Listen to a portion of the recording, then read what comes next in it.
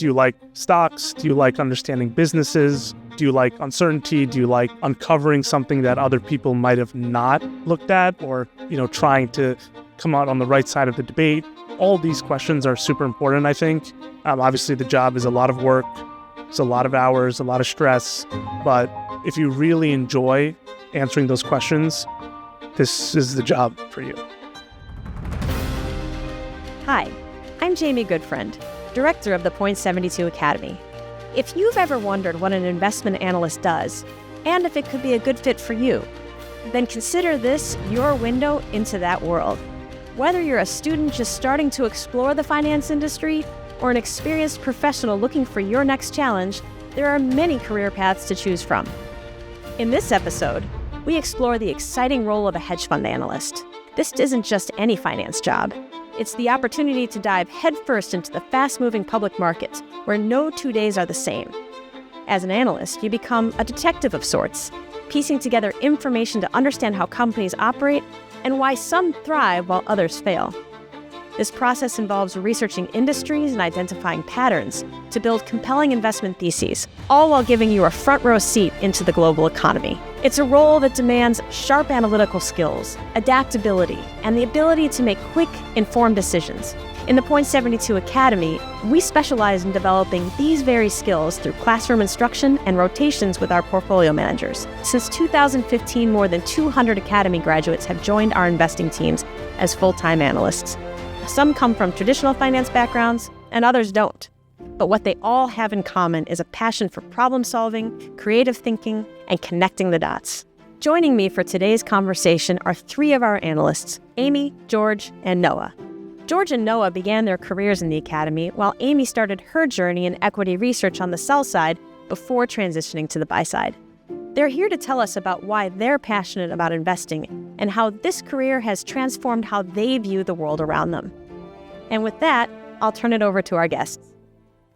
The comments, views, and opinions expressed in the podcast are those of the speakers and do not necessarily represent the views of Point72 Academy. All information provided herein is for informational purposes only, is not investment advice, and should not be deemed as a recommendation to buy or sell securities. All investments involve risk, including the loss of principal. This podcast does not constitute an offer to sell or the solicitation of an offer to purchase any security or investment product. Any such offer or solicitation may only be made by means of delivery of an approved confidential offering memorandum. This podcast may not be copied, and it may not be distributed or furnished to or used by anyone other than the intended recipient without the express written consent of Point72.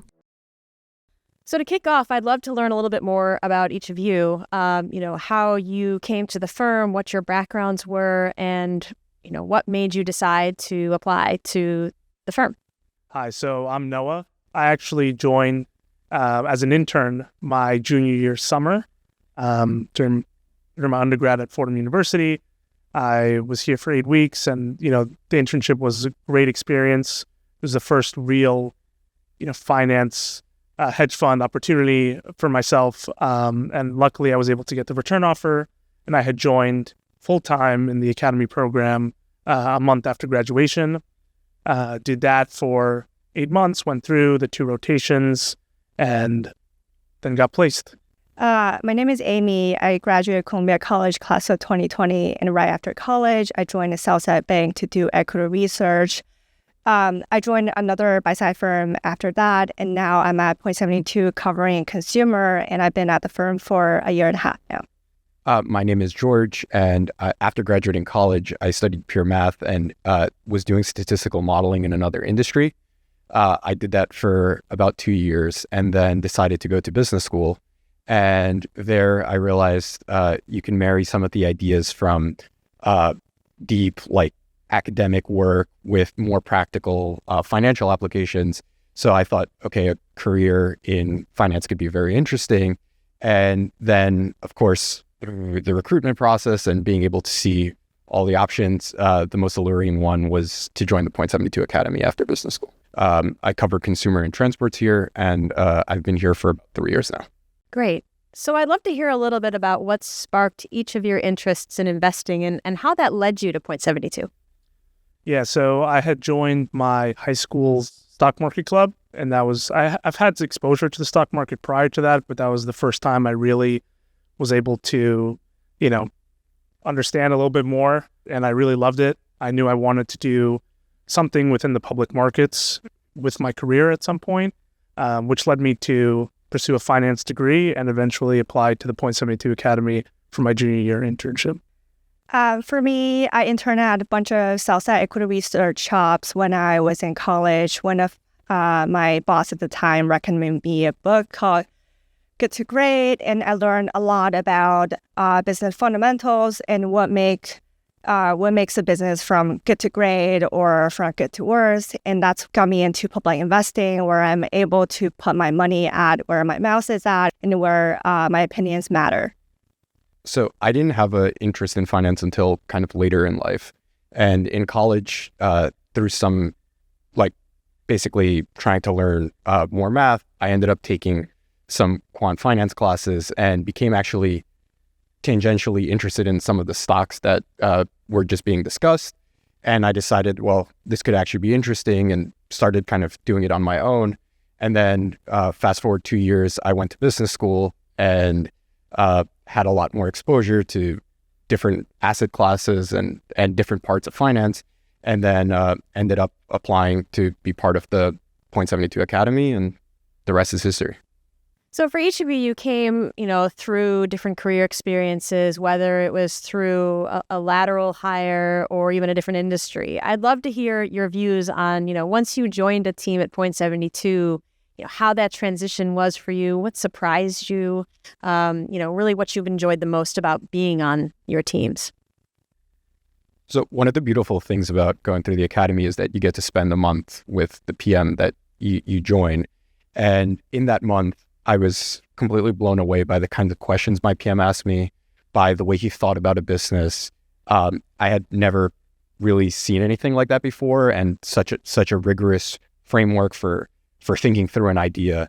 And I was super excited to join that. And then as you become more accustomed to it, the reward on the other side is, wow, my ideas are getting in the book, and wow, I'm speaking the same language that this investor that I look up to is also speaking. And that's something that continues to this day. I try to learn something from him every day. Yeah, I think my team has a really deep process.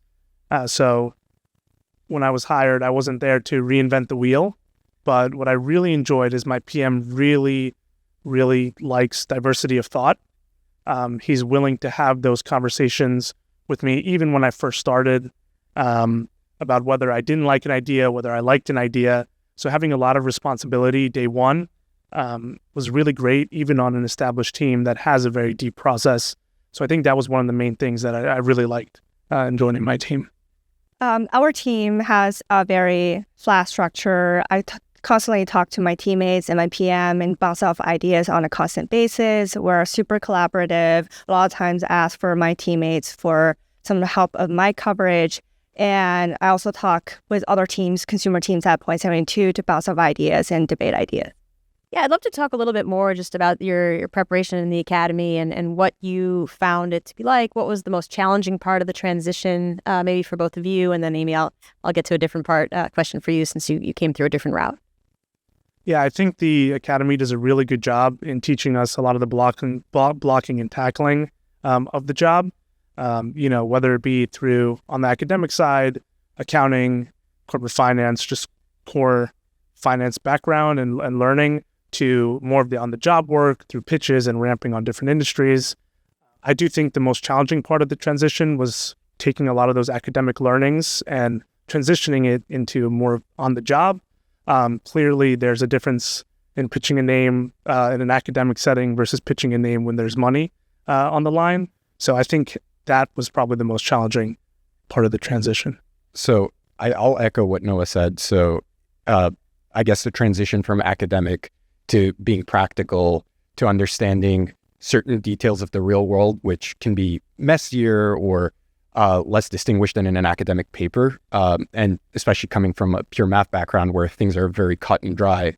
In an investment world, you live in a kind of probabilistic universe, like certain things can happen, and it's very dynamic. So being able to adapt to that was the biggest challenge. And I think the academy, through the different ecosystems, helps you learn how to kind of absorb and both process the information that's coming from the real world. Yeah. Now, Amy, you came from the sell side, and so your transition also came with certain challenges. Maybe you could share a little bit about your experience as you came to the buy side from your background. Yeah, for sure. While I learned a lot in the sell side seat, I think being in a public market is very different. The stress level is very different. You gotta be fully convicted on your ideas and being able to see your idea through and put money behind your words. But that being said, I've always wanted to be in the public investing role. I think this is a place where it's meritocracy based, and you're constantly being able to prove yourself right or wrong through the market. Well, let's talk about that because the hedge fund industry is a little niche. It's a different experience than other finance-led careers like private equity or VC or investment banking. So for each of you, what made you decide to go down the hedge fund route instead of those other finance paths? Yeah.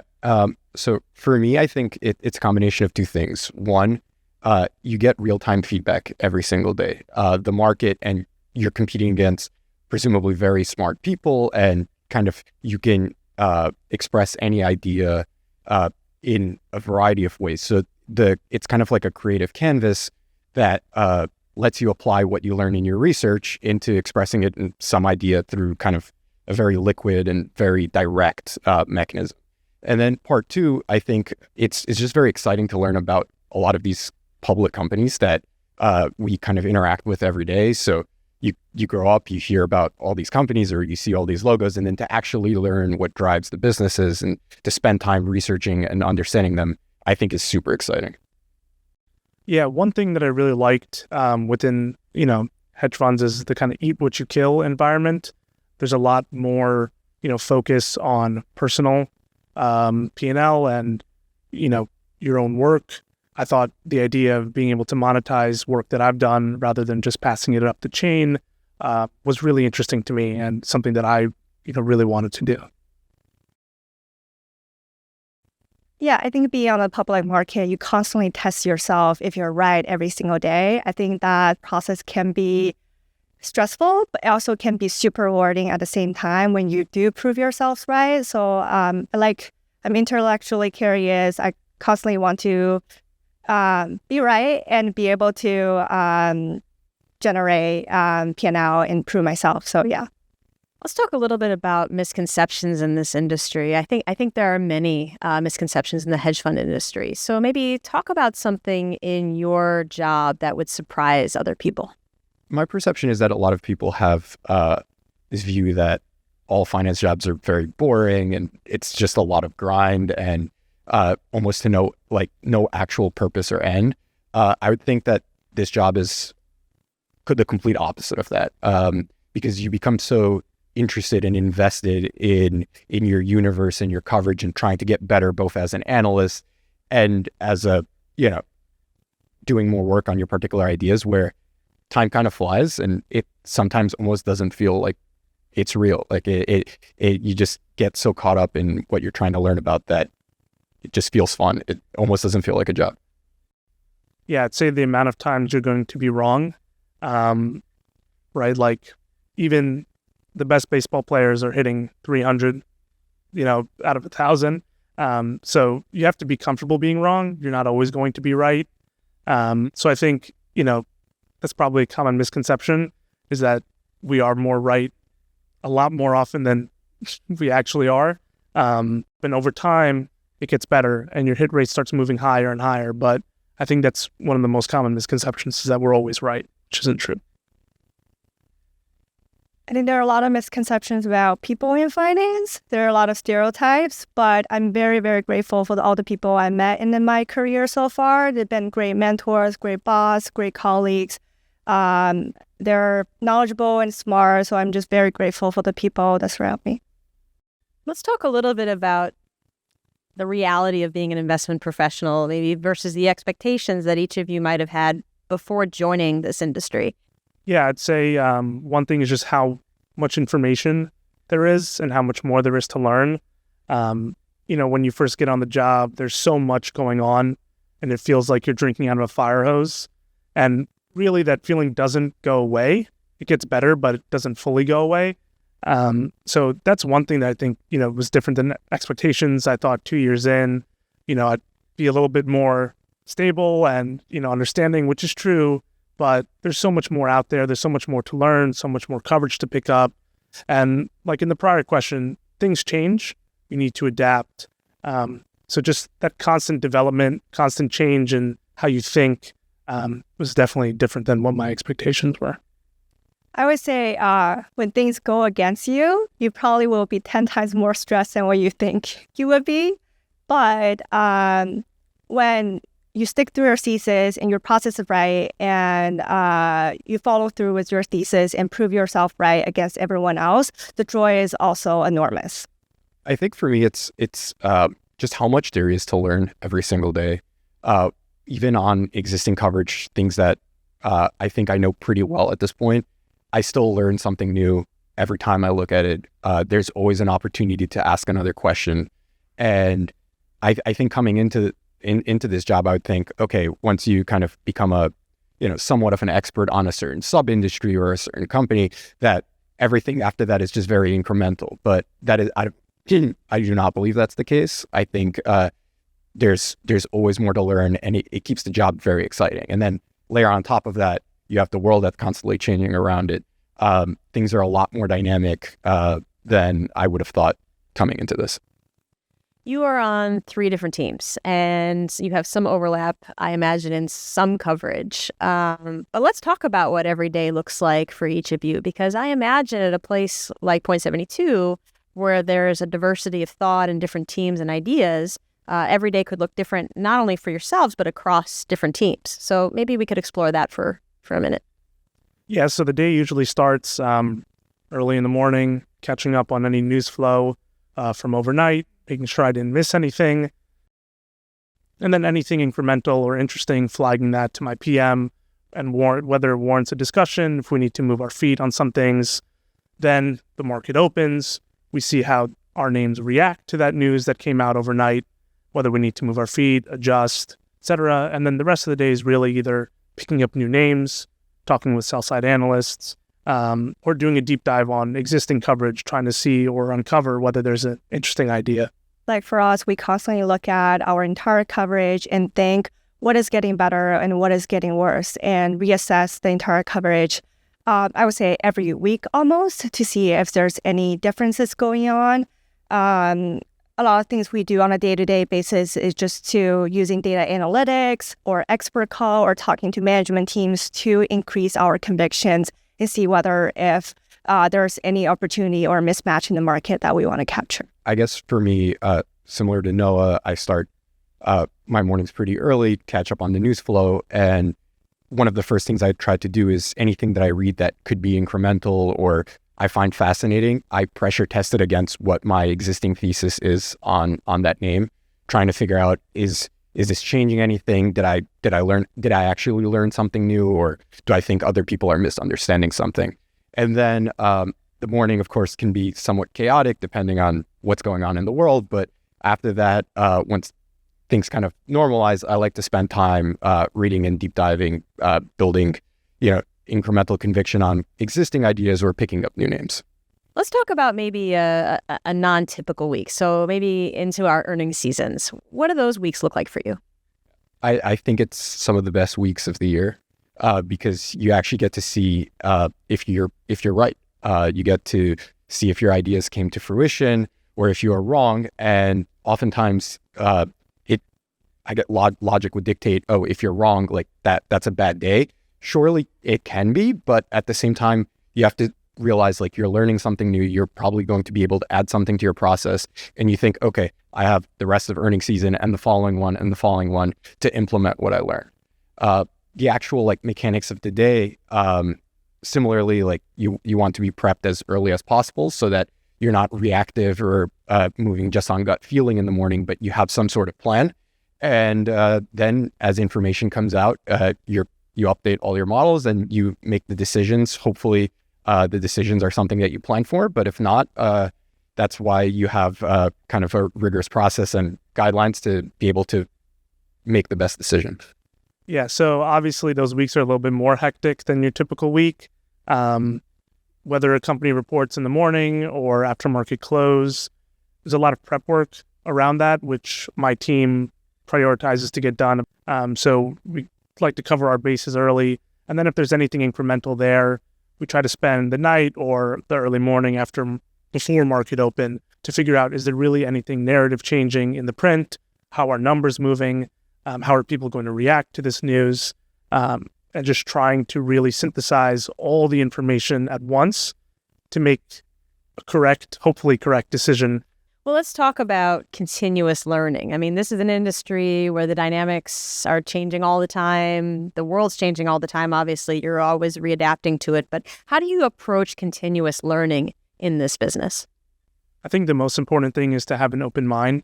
There's a saying that the most dangerous analyst is the one who thinks he knows everything. I think that's definitely true. I think, if you get a couple things right, you start to feel good about yourself. And then obviously something wrong ends up happening and you don't feel that good. But having an open mind, being willing to, internalize the fact that you might have been wrong, being really humble. Those are the things that, you really need to have to learn it in a really crazy environment. So that's how I approach it. Yeah, for me, I would say maybe 3 points. First of all, having intellectual curiosity. Always try to ask yourself, why is it different from what you think? And always try to be open-minded and learn. Second of all, I would say have conviction. Markets sometimes will go against you for non-fundamental reason, but being able to have conviction and stay through your thesis. And third of all is just also be flexible and be humble. If something does go against your thesis that's not market driven, be able to react and change your opinions. So for me, I try to always ask myself, if I were to be wrong, where would I be wrong? And that's a thought that's in the back of my head consistently.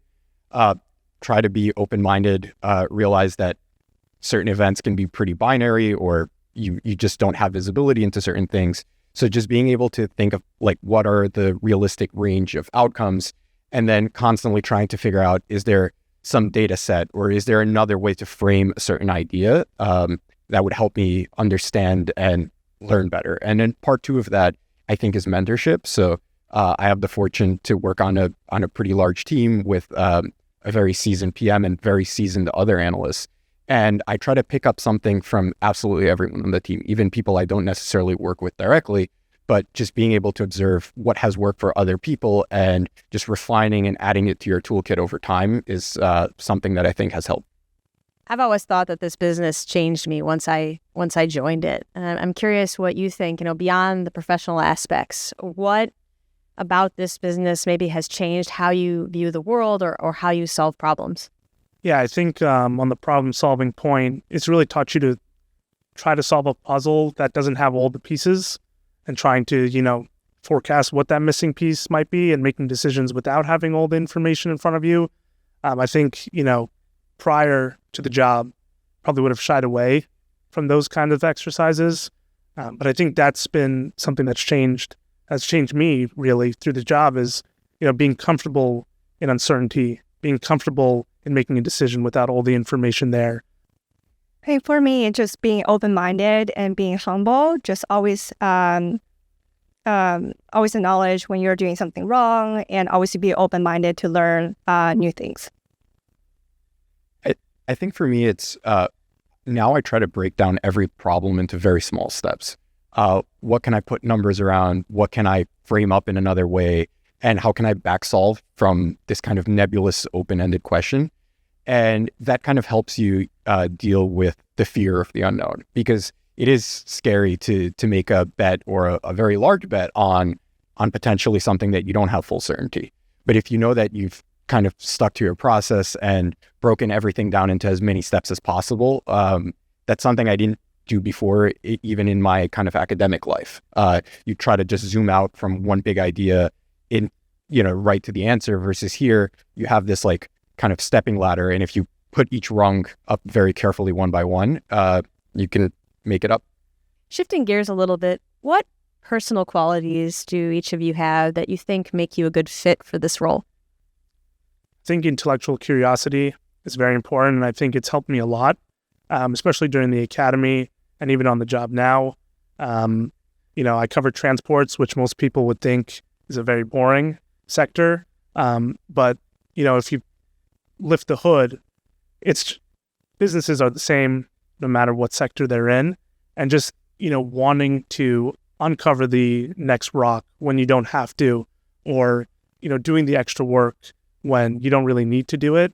I think that's one quality that I think is has been really beneficial to me in my career so far, and I think that helps me become a better analyst. Yeah, I agree with the intellectual curiosity part. I think also just being open-minded, being able to learn. I think that's also another very important quality. I think as a person, just pretty comfortable with not knowing something and continuing to chase that and kind of being relentless in the pursuit of filling in knowledge gaps, but at the same time, not being fearful to take decisions where there isn't absolute certainty. So I think persistence and just a kind of lack of fear, but a calculated lack of fear, are the two qualities that have helped me the most. There are a lot of resources and people at Point 72 around you. Maybe could each of you give us an example today of resources or people or mentorship that has contributed to your growth as investors? Yeah, I think Point 72's data and the data infrastructure that they have is really second to none. It's been really beneficial in my process and in my development as an analyst. Just being able to reach out to the data scientists, being able to understand the actual inner workings of the data. I don't really have a data background, so it's very helpful to be able to get it explained to me in more of a normal language relative to a computer scientist. So I think the data here is great. It's very helpful, has been really instrumental in my process. I'll echo the data infrastructure. There's just such an abundance and so many questions to ask about it, and so many people who are experts just in that data and in your subfield, so you feel like you're speaking the same language. And I do have like a somewhat technical background, so I play around with the data myself, and I explore, and I'll ask questions like, hey, have you guys looked at this? And that sparks conversation. And sometimes from those conversations can come, the inklings of a new idea. I'm really grateful for all the resources at Point 72. I think as a culture for Point 72, we're super collaborative. I constantly talk to other consumer teams to brainstorm and debate ideas. One thing that's super helpful for me is a coaching program. I talk to my mentor every 2 to 3 weeks to pitch something that's outside of my book or that's different from my book, so that I have a different set of ear to see whether if my ideas are good or not, which I thought was super helpful in my career development. We have a lot of listeners who are contemplating a career path in this direction, in your directions. What are some of the questions that you think they should be asking themselves as they consider whether or not to join a firm like Point 72? I think the main one is, do you like stocks? Do you like understanding businesses? Do you like uncertainty? Do you like uncovering something that other people might have not looked at, or being the first to something, or being, trying to come out on the right side of the debate? All these questions are super important, I think. Obviously, the job is a lot of work. It's a lot of hours, a lot of stress. But if you really enjoy answering those questions, this is the job for you. I would say, do you like challenges? Do you like winning? Do you like the feeling of being right on your stocks? I think for me, like even on a weekend, I would care about my stock that I would open some data source like Saturday morning to check if I'm right or not. I think just being able to have that, like the ability to think, to want to win is something that's important. And I guess, do you like to learn and do you like to compete? I think those two things, and it's compete with the market and others, but it's also to compete with yourself. Do you want to constantly develop? Do you want to constantly learn, reassess, be harder on yourself than probably anyone else? Because I think in the long run, that's the most beneficial. Noah, Amy, George, thank you so much for joining us today. Thanks for listening. If you're interested in learning more about the Point72 Academy and how it can prepare you for a career as a hedge fund analyst, please visit our website at academy.point72.com. There, you'll find detailed information about our investment analyst training program and resources to help you get started on your journey. Listen to our entire podcast series to hear from our portfolio managers, analysts, and others on the ins and outs of this industry and how you can become a part of it.